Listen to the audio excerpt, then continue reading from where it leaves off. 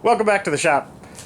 Today I'm gonna start putting tools away in my toolbox. This used to be my bar, and perhaps in the future it'll be a bar again, but for now I'm gonna put tools in it and work on consolidating. This is the first toolbox that I pulled out of the shop, and thank you for all the comments and everything. And again, I apologize for not being on top of the responses. I've just been so busy.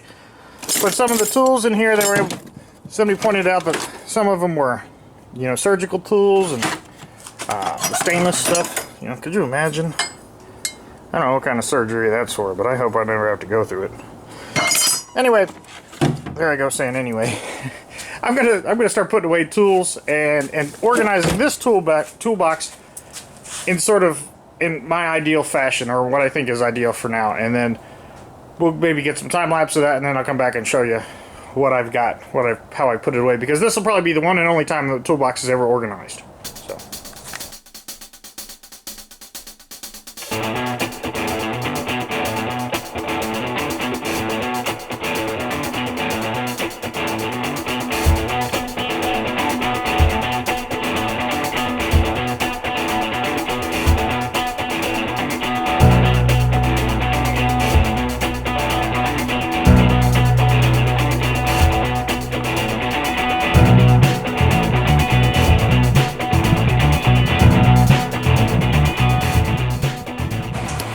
Alright, so I'm leafing through this box, and there's a lot of really neat stuff in here. Some plumb box end wrenches and just great old tools. And there's just so much that, if I had a whole week to sit down and do this, I could probably do it with the Media Blaster and maybe with some help with some Evapor-Rust or some vinegar or something.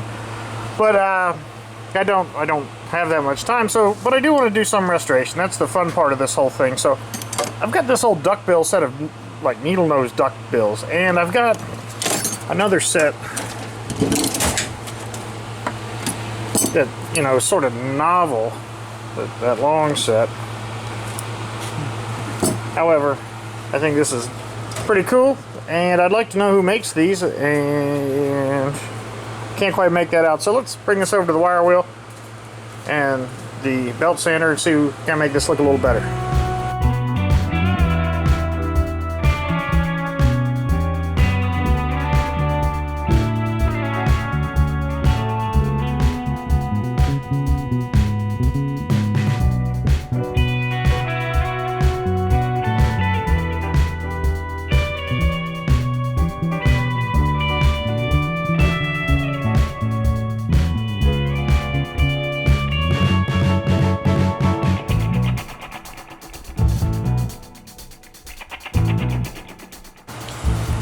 Alright, so it turns out these are diamaloy DN58s, and there's some pretty horrendous pitting in there, and along the handle too. There's no doubt in my mind that if I would have kept sanding this, I could have gotten past that, as well as getting past all the name and everything on there. But these work, they freed up nicely. I think these are going to be a nice addition to the toolbox for, just usefulness. Again, I'm trying to make excuses for not going the extra mile on this, but I do not have any inclination to sit back and spend an hour on these pliers when I've got as much work ahead of me as I do. So I'm going to continue to do restorations that aren't, full-blown throughout this cleaning process, and hopefully, in time, I will have to make time. I've come to the realization that I can no longer find time, so I have to make it. I'll make some time to do some fun stuff. But in the next week or two, I'll be out of town, so that's not going to be helpful for the channel. But anyway, these little exercises and getting away from the tedious work of sorting stuff and cleaning things up sort of help me keep my sanity. Well, while I've got you here, let me go ahead and show you how I've got the toolbox sorted. So when I was at the other shop, I never really gave a shop tour or anything like that. And I never explained how I keep my toolboxes organized. And you can tell from the looks of my channel, and especially the older videos, that I can be a messy guy.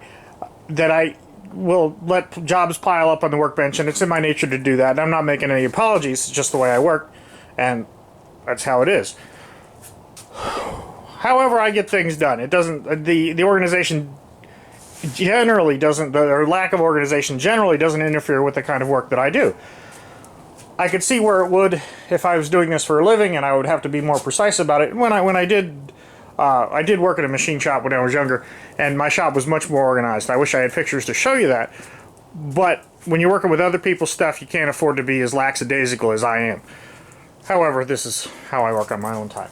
So a typical workbox would come through, and you'd have, you know, a clean assortment of, well, this isn't a great example, but, you know, just sockets, or just, you know, specialty pliers, or just whatever you've got. So you have these homogeneous drawers of stuff with all like kinds of things.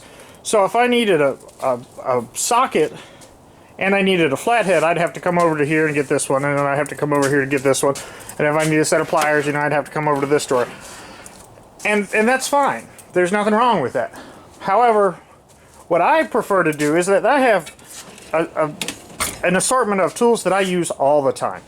And instead of having them scattered across this universe of drawers here, I prefer to have, you know, an amalgamation of tools that I use all the time in one spot.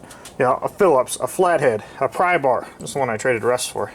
You know, a good flathead, some needle nose pliers, a couple, you know, standard typical size wrenches, an auto wrench, sockets, a hammer, drifts, pens. just this is the stuff that I had in my S&K toolbox.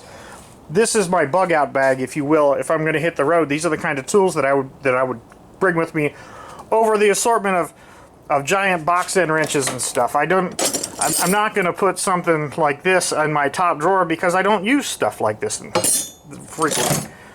So when I need anything, I know that in general it's going to be in the top drawer here, and I'll do the same thing with this drawer over here. Eventually I'll put the specialty tools there, and that sort of is how I treat the top drawers that are the most accessible. And then tools that get used less frequently will begin to populate the other ones, the other drawers, as I go further down, or depending on size. Right now, just for moving sake, I've got all my die grinders and things in the bottom drawer here, which is horribly inconvenient for me because that's the kind of tool that I like to use. However, I need to build a rack for them. But that's how I like to organize the top of my tool chest. You know, keep the handy stuff handy, and that's it. So let me find that. Where did I put my pliers back? Alright, I just misplaced my new pliers. So that's it. I want to thank everybody for watching, for commenting and subscribing. Again, I apologize for not being up on the comments. I do read them all. I just haven't had a chance to respond to everyone like I typically do and like I like to do. I appreciate you putting in the time for the channel. And I hope you're having a good day. So thanks again for watching.